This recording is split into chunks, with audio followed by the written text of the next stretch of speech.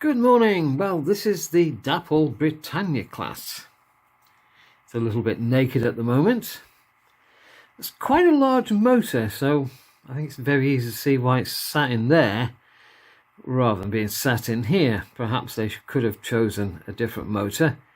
There's the chip location. Now, what I've been doing with this is chasing a short circuit.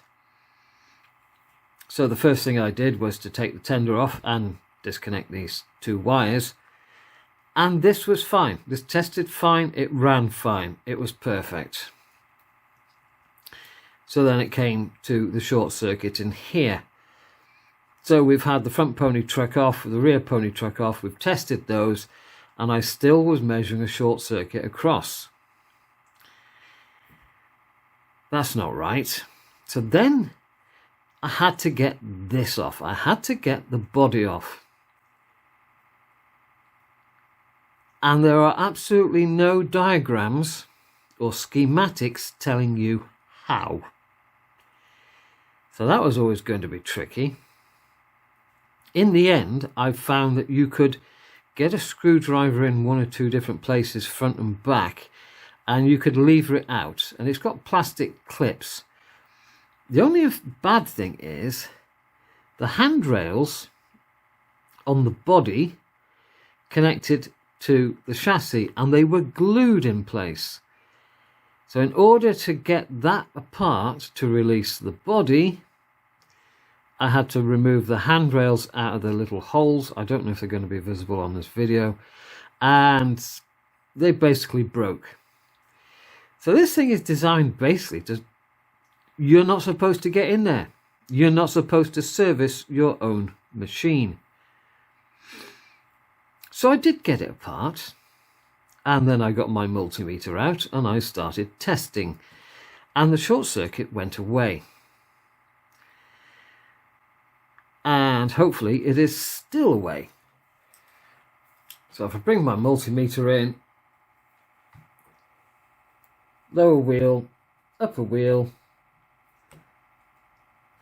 the short circuit has gone.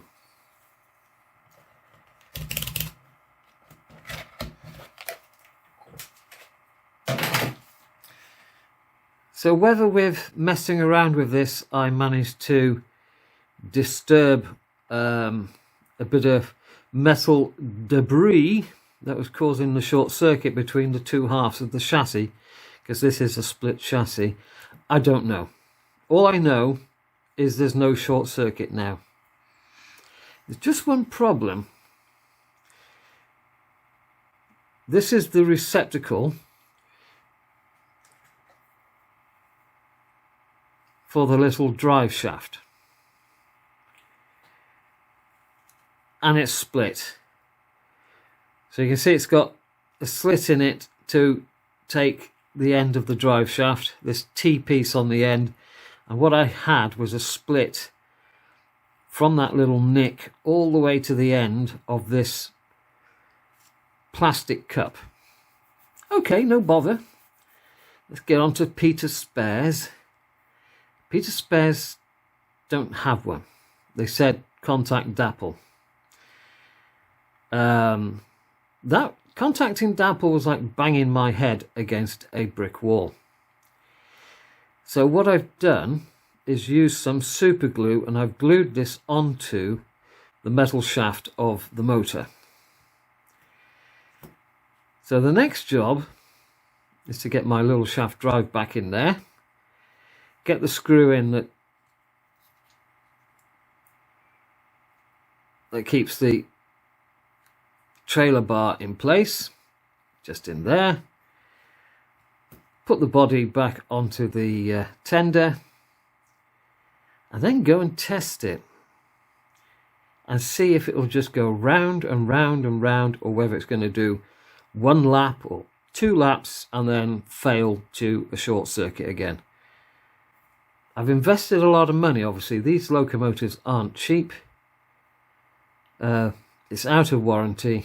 I'm not going to spend money sending it off to someone else to fix. Goodness knows what that would cost. So this will either work or it won't. So while I reassemble this, I will see you upstairs in a few minutes. And the locomotive that needs attention after this is the Mallard. The Minitrix Mallard needs some new traction tyres. All back together and onto the track. So it is time to apply some power and see what happens. I've spent a good 10 to 12 hours on this, and now it's working again.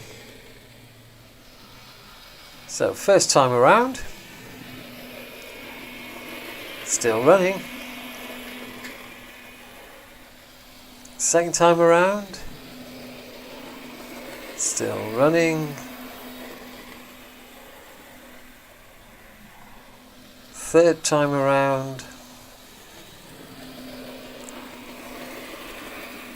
I might get the coaches out in a moment, but then it stopped. And it's as dead as a doornail.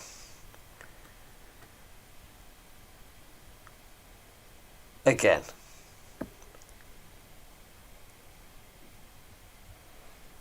So bring it back to the station where I'm next to the actual controller, and the pale green light means that there is a short circuit. Not interested in moving. But as soon as I lift the wheels off the track, the short circuit goes away, which I don't understand. Because if there's a short circuit between the two halves of the chassis, or one set of wheels and the next set of wheels, it shouldn't go away when you lift it off the track. The short circuit should remain. So I don't really know what's going on. As I say, as soon as you lift the wheels up, it's fine. Now Peter Spares actually sell a rolling chassis for this, and it costs £121. All you've got to do is put your body on to the rolling chassis.